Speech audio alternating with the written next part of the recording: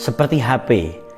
HP itu kalau berdering, ada orang yang menelpon kita, itu tandanya ada orang yang ingin berbicara dengan kita. Ada orang yang ingin terhubung dengan kita. Apalagi kalau yang nelpon kita itu orang-orang yang kita sayangi. Seperti misalnya ibu kita, ayah kita, anak-anak kita, atau istri kita.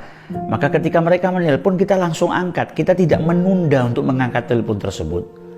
Begitu juga dengan kumandang azan. Ketika azan diserukan, maka itu tandanya Allah Subhanahu wa Ta'ala sedang memanggil dirimu.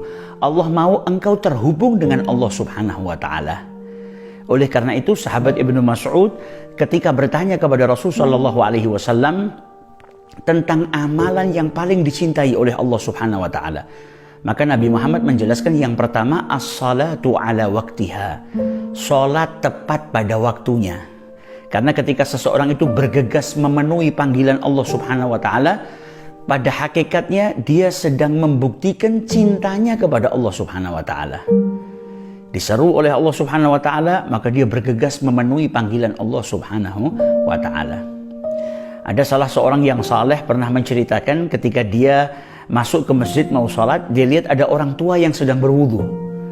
Maka dia bertanya, sudah azan? Sama mungkin seperti kita kalau masuk ke masjid, kita tanya sudah azan atau belum.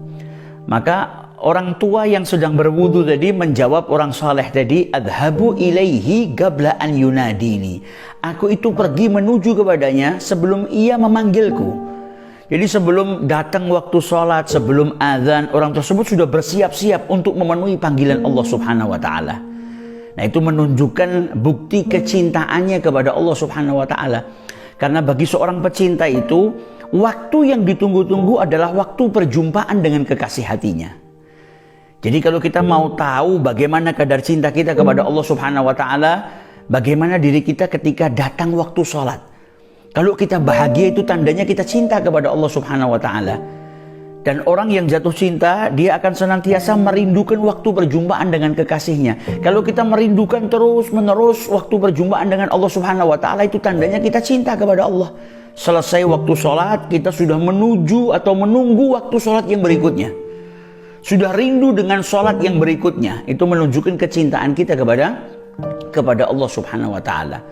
Sebaliknya, kalau ada orang yang tidak mau melaksanakan sholat, ada orang yang enggan menunaikan panggilan Allah Subhanahu wa Ta'ala, maka itu orang yang belum mencintai Allah Subhanahu wa Ta'ala.